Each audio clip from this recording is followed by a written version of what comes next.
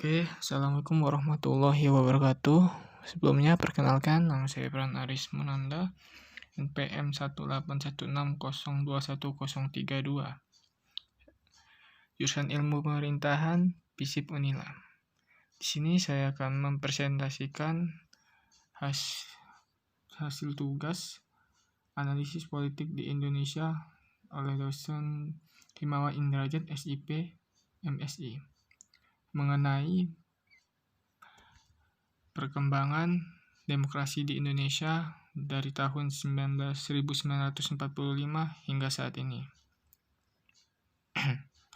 Yang mana dimulai dari masa revolusi yang terjadi pada tahun 1945 sampai 1949, lalu selanjutnya menjadi demokrasi parlementer dari tahun 1949 hingga 1959, selanjutnya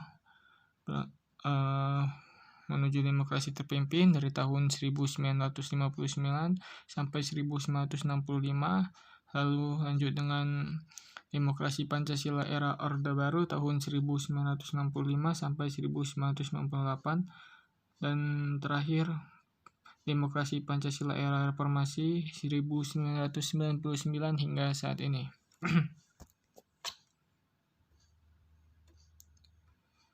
Indonesia periode demokrasi masa revolusi yang terjadi sekitar tahun 1945 hingga 1949. Pada periode masa pemerintahan revolusi kemerdekaan, ini 1945 sampai 1949 ini, pelaksanaan demokrasi hanya sebatas pada berfungsinya vers yang mendukung revolusi kemerdekaan. Sedangkan elemen-elemen demokrasi yang lain belum sepenuhnya terwujud karena situasi dan kondisi yang tidak memungkinkan. Karena pemerintah harus memusatkan seluruh energinya bersama-sama rakyat untuk mempertahankan kemerdekaan dan menjaga kedaulatan negara agar negara kesatuan tetap hidup. Partai-partai politik tumbuh dan berkembang cepat. Fungsi paling utama partai politik adalah ikut serta memenangkan revolusi kemerdekaan dengan menanamkan kesadaran untuk bernegara serta semangat anti penjajahan. Karena keadaan yang tidak mengizinkan, pemilihan umum belum dapat dilaksanakan sekalipun hal ini itu telah menjadi salah satu agenda politik utama. Tidak banyak sekali catatan sejarah mengenai perkembangan demokrasi pada periode ini, tetapi adanya hal-hal yang mendasar menjadi perkembangan untuk demokrasi selanjutnya, yakni pertama, pemberian hak-hak politik secara menyeluruh. Para pembentuk negara sejak semula hanya komitmen besar terhadap demokrasi.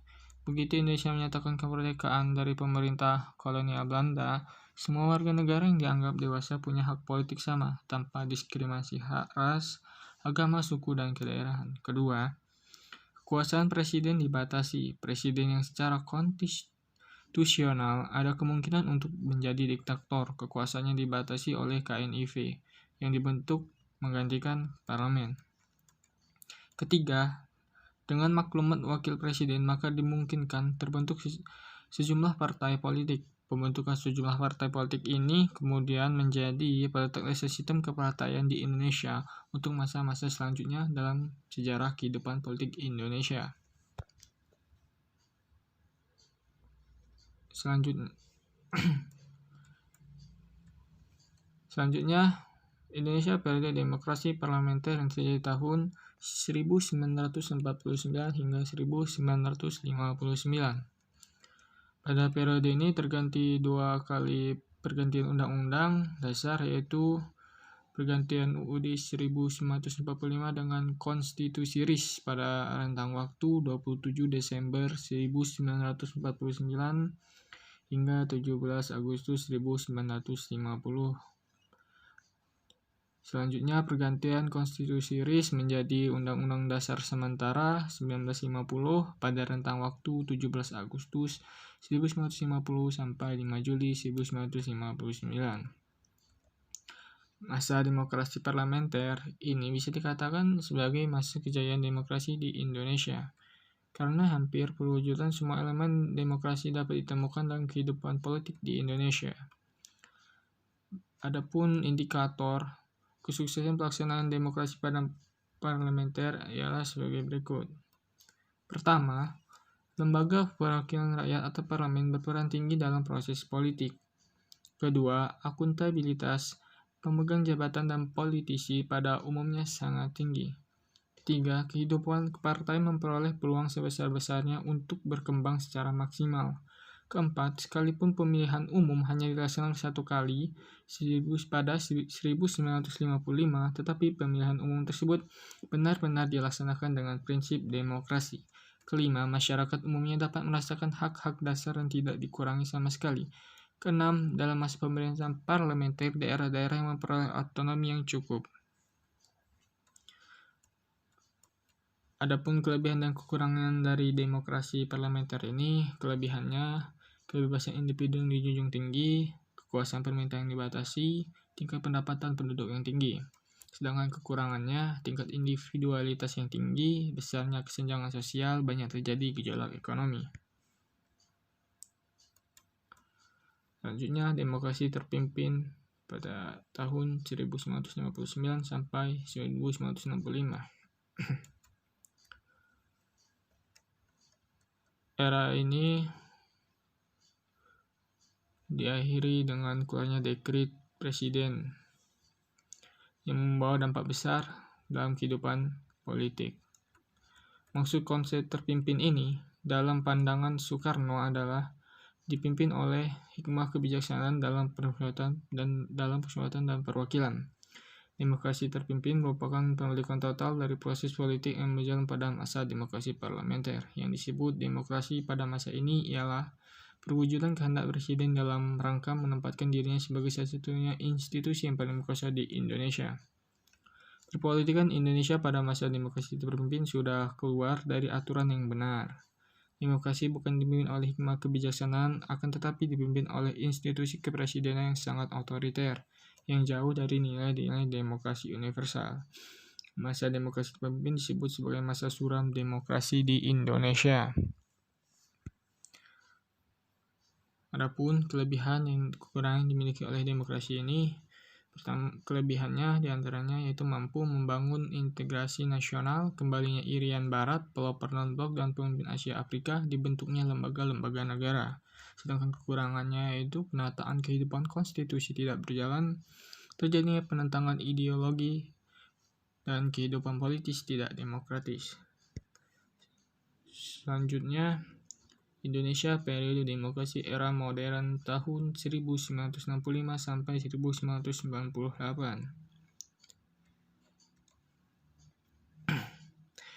Era baru dalam pemerintahan dimulai setelah melalui masa transisi yang singkat, yaitu antara 1966 sampai 1968 ketika Jenderal Soeharto dipilih menjadi Presiden Republik Indonesia.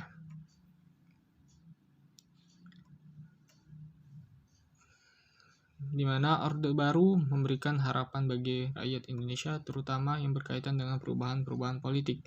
Perubahan politik dari yang bersifat otoriter pada masa demokrasi terpimpin di bawah Presiden Soekarno menjadi lebih demokratis pada Orde Baru. Rakyat percaya terhadap pemerintahan Orde Baru di bawah pimpinan Presiden Soeharto atas dasar beberapa hal, yaitu Soeharto sebagai tokoh utama Orde Baru dipandang sebagai sosok pemimpin yang mampu mengeluarkan bangsa Indonesia dari keterpurukan. Soeharto berhasil membubarkan PKI yang menjadi musuh Indonesia pada masa itu. Soeharto berhasil menciptakan stabilitas keamanan Indonesia pasca pemberontakan PKI dalam waktu relatif singkat. Tetapi harapan rakyat tersebut tidak sepenuhnya terwujud, karena sebenarnya tidak ada perubahan substantif dari kehidupan politik Indonesia. Antara Orde Baru dan Orde Lama sebenarnya sama-sama otoriter. Dalam perjalanan politik pemerintahan Orde Baru, kekuasaan presiden merupakan pusat dari seluruh proses politik di Indonesia. Lembaga kepresidenan adalah pengontrol utama lembaga negara lain yang bersifat suprastruktur maupun infrastruktur. Soeharto mempunyai sejumlah legalitas yang tidak dimiliki oleh siapapun, seperti pengembang supersmart, mandataris MPR, Bapak Pembangunan dan Panglima Tertinggi ABRI. Berdasarkan kondisi tersebut, pelaksanaan demokrasi Pancasila masih jauh dari harapan. Pelaksanaan nilai-nilai Pancasila secara murni dan konsekuen hanya dijadikan alat politik penguasa. Kenyataan yang terjadi pelaksanaan demokrasi Pancasila sama dengan kediktatoran. Adapun kelebihan dan kekurangan dimiliki oleh demokrasi pada era ini, kelebihannya diantaranya yaitu beberapa program untuk kesejahteraan keluarga yang tidak berhasil dilakukan pada Orde Lama bisa dijalankan pada Orde Baru, tercukupinya kebutuhan pangan, keberhasilan dari pelaksanaan gerakan wajib belajar dan juga gerakan orang tua asuh. Kekurangannya, banyak kekayaan untuk pemerintah kota, kebebasan untuk berpendapat masih jauh dari sukses, maraknya kasus KKN. Next. Ya, dan terakhir yaitu Indonesia demokrasi era reformasi demokrasi Pancasila yang terjadi pada tahun 1999 hingga saat ini. Masa demokrasi Pancasila era reformasi dengan berakat pada kekuatan multipartai yang berusaha mengembalikan perimbangan kekuatan multipartai yang berusaha mengembalikan antara lembaga negara, eksekutif, legislatif, dan yudikatif. Pada masa ini, peran partai politik kembali menonjol sehingga iklim demokrasi memperoleh napas baru.